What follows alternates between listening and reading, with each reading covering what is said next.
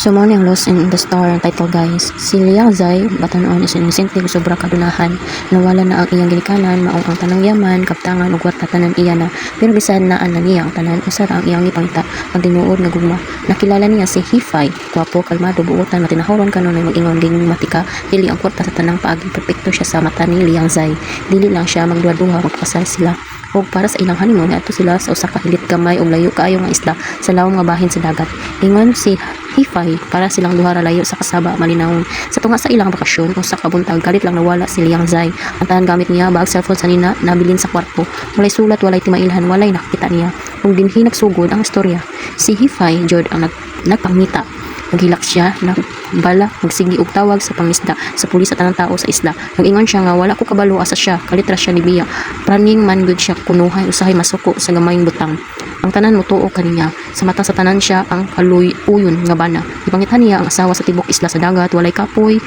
Ang istorya nga may kaylap ang adunahang nga babae kalit na ni Bia sa iyang bana nga buutan. Ang kamaturan dili siyang ni Bia, itangtang siyang. Pero ang isuon ni Liang Zai nga si Shen, May, dili gyud siya motuo. Kabalo kayo siya sa iyang isuon. Dili ingon ana si Liang Zai, dili siya mobiya nga walay pulong. Dili siya magpasakit sa tawo nga iyang gihigugma. Naay sekreto sa wala pa sila niadto sa isla. Giingon ni Liang Zai ang iyang suon buntis siya. Nagdala siya og kinabuhi dili mahimo nga mobiya siya nga walay hinungdan ang iyang bata.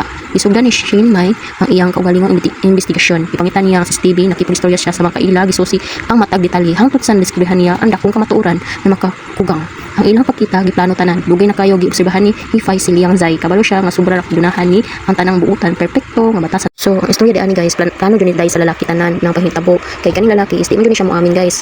Nga kani siya kaning suon na tanan ni Limu Zai, kani tukat-tukat babae tagkuan ba. Magsabot ato nila. Di man para maamin siya. Hangtod sa na-discover nila na siya jud ay ang nagpatay sa patay Limu Zai na dito sa tunga sa dagat. So, mo na nabawa na nila na discover na nila na dito si Limu Zai.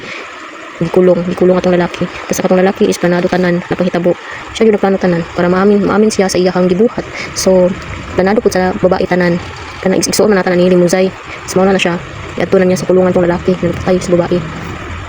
Tapos ingnan niya na sisi ba daw siya. Tapos ato oo daw ang lalaki. Tapos pagkahuman ako katawar gyud siya guys. And then kung lagot ang babae, igsuon na tanan ni Limu Zai or best friend I think. And then pagkahuman na guys, iyang gipitang ultrasound. Moto na siya na naguna-huna sa tanan. Nabuntis dito iyang gigugma yang gikulong diha sa ilalom sa dagat. So mao na siya natubak siyang hunahuna. So diyan na siya nagsisi. Tapos kanang lalaki guys na adik na sa sugal, tanan bisyo. Nalulong na siya bagi pangitan na siya sa mga ipangkuan niya. Mao na siya guys din para makuan nila. Mabawaan nila kung kisa nagplano ani tanan gisit up jud niya ang katong lalaki. So dito niya na discover na si Limu Zai gikulong na niya sa ilalom sa dagat, gidala niya dito og gikulong. So mao na siya ng story guys. Then gibiyaan niya dito.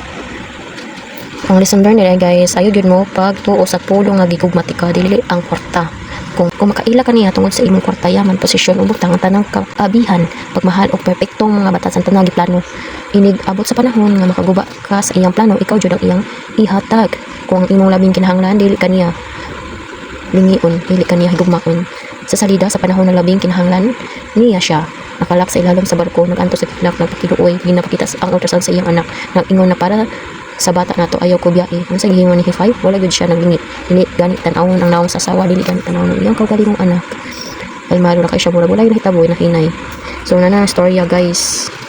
Ang pulong nga higugmatika sobra sa sayon ingon, pero ang buhat sa panahon sa kalisod anto sa kinahanglan mo ang tinuod nga pamatuod. Kung sa panahon na napakiluoy ka, kinahanglan kayo ka, makahimo siya nga dili kalingion, dili tan-awon, dili ka tan-awon, biyaan ka. Wala gud siya nagigugma kanimo, wala kayo wad. Sobra ka perfecto, pinakadakong red black dun na siya guys. So diri lang tama nag-end ang story. Bye.